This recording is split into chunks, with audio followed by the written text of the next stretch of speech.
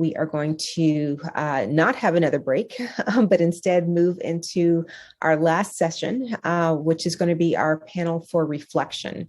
We are joined by three members, Dr. Suzette McKinney. She is a principal, and we are joined by Jennifer Piat, Deputy Director of the Network for Public Health Law's Western Region Office, and by Dr. Cynthia Rushton. She's the chair of Johns Hopkins School of Nursing. So let's just recap quickly while our panel joins us. In our first panel, we reviewed the legal background for liability protections and discussed legal, ethical, and equity challenges and solutions, particularly for making triage decisions. In the second panel, we reviewed the ethical background for allocation of scarce resources and discussed the legal, ethical, and equity considerations for allocation of these resources, particularly using demographic characteristics for decision-making. So now I'm eager to dive into a discussion with this panel about what really stood out for them from this webinar and the implications for future iterations of the CSC framework and implementation guidance. So let's talk about the liability protection first.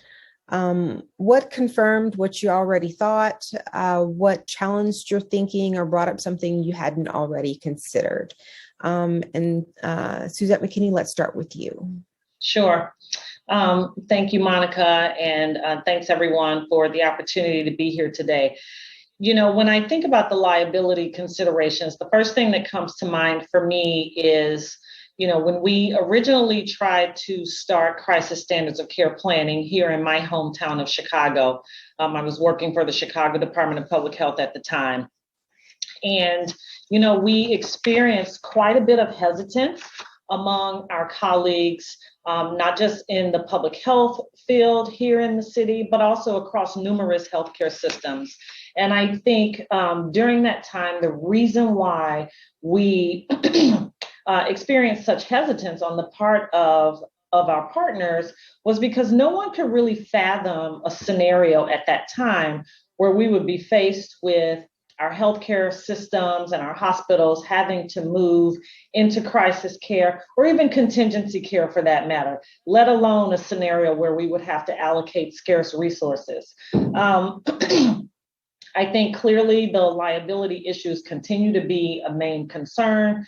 I think what we've seen during COVID really just amplifies the rationale for crisis standards of care planning. I think it amplifies the criticality of this planning, but I think it also drives home for all of us the need, not just for robust planning pre-event, but also for very strong collaboration across all levels of government to really work to figure out how to operationalize these plans in a healthcare setting and have the discussions that need to be had with legal personnel, as well as with those who deal with ethical considerations within hospitals and the healthcare system to try and begin to work through scenarios where we could find ourselves with these really expansive liability concerns in the future.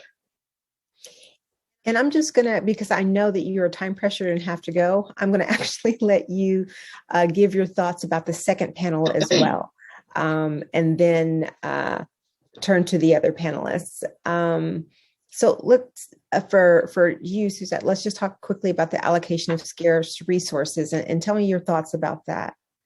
You know, I think the allocation of scarce resources has always been sort of the 800-pound elephant in the room when we tried to do crisis standards of care planning. And, you know, I feel like obviously we started this work in 2009, but despite all of the disasters that we've seen since 2009, you know, whether we're looking at H1N1 or Superstorm Sandy, Ebola, we had the 2017 hurricanes in Texas and Puerto Rico, and of course now COVID, you know, resources and even staffing resources continue to be a challenge. It really strikes me that throughout all the planning that we've done these last several years, we haven't yet been able to figure out how to properly inventory and identify all the resources that we have and figure out how we can use some sort of algorithm to stretch those resources as widely as possible. In my public health and healthcare system work, I've always taken on the mindset that every disaster or emergency scenario that we find ourselves in is an opportunity to learn from the last. But clearly, that's easier said than done when you're talking about crisis standards of care planning and specifically resource allocation. I think COVID has taken the resource allocation argument to a different level because now, what we have in the forefront of our minds are issues around equity and access. And so I believe that gone are the days where we are able to just say, okay, we'll figure it out at the time. And, we have to do some really serious work at this point. I once thought we had made a lot of progress, but we have so much more work to do. Thank you. All right, so I'm going to bring Jennifer and Dr. Cinda to the conversation. Either one of you can go first. We're going to go back and talk about the legal aspects and talk about the liability protection and what rang true to you, what was surprising to you. Tell me your thoughts about that, panel. I'm happy to go. Bring it on. So clearly, the reason that we're worried about liability is fear. And there's a lot of fear in the midst of this pandemic. And so I think that in a way, we need to look underneath the fear and to see what's really driving people's fear that, as a clinician, we never want to hurt people. We don't want to provide care that's not in the standard of care. We don't come to work to do that. And so I think one piece that goes along with what Dr. McKinney was just saying is we have not adequately prepared clinicians for the moral residue that goes along with these decisions. We have always approached this as a theoretical possibility. But the reality is people have had to make those decisions and they are living with the residue of those issues in ways that I don't know that we are going to be able to perceive for a long time. And those wounds are going to take a long time to heal. So I think as part of our contingency planning, we've got to actually acknowledge what we are asking clinicians at the front lines to do. And to be more proactive in thinking about whether our thresholds for instituting crisis standards of care are too high. If you look at what happened in the pandemic, when we've exhausted all of our resources, we have a depleted workforce. We have people that do not have the capacity for empathy, and we don't have the capacity to be flexible or creative. And so I wonder if we might want to rethink what that trigger is and whether or not it actually might serve better to institute it earlier so that we might be able to preserve our scarce resources in all forms. The other part related to that is I know I was part of sometimes twice a day meetings trying to develop these elegant resource allocation schemes. And the part that we did not focus on was the allocation of our scarce human resources. And I think that we have got to expand our thinking to consider it's not just meds, it's not just machines, it's people that are needed to provide those. And shouldn't we be putting as much effort into those allocation schemes as we do for ventilators and, monoclonal antibodies and other things? That was so touching for you to be able to think about the emotional needs of clinicians. Thank you so much for that. Jen, do you have anything you want to share? Sure. Yeah, that was incredibly powerful. But I wholeheartedly agree. First of all, it's very clear just how important liability protections are during emergency circumstances when you absolutely need clinicians who are willing and able to get in there to help, to stem the tides, to stem the surges. And without those liability protections, it's entirely possible that those practitioners simply will not find themselves capable of doing that, will not act. But another thing to consider here that I thought was really interesting during the panel is we know that liability protections will increase the willingness of providers to come in and act during an emergency. But do they actually increase the reliance and the implementation on actual crisis standards of care?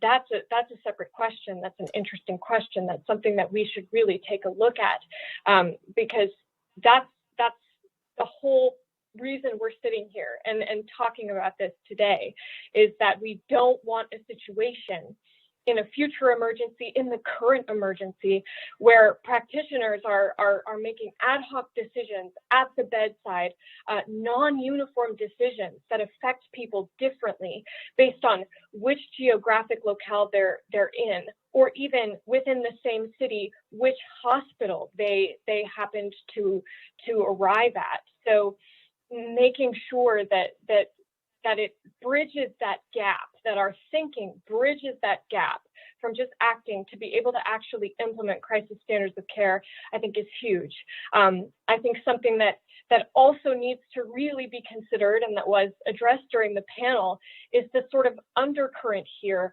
All of the liability protections, there's an undercurrent here of the shifting standard of care in emergencies, and how that standard can and is meant to be flexible and change in order to enable practitioners to act at the current standard of care at a given moment in time. So that's something that I think we really need to remember and be cognizant of with respect to those liability protections. Great. So we don't have a whole lot of time here, but I do want you both to quickly weigh in on the conversation about the allocation of scarce resources, clearly tied into the broader conversation that we've just been having, especially with Dr. Rushton mentioning that we should be thinking about physicians and their moral injury or their aptitude for moral injury as a scarce resource.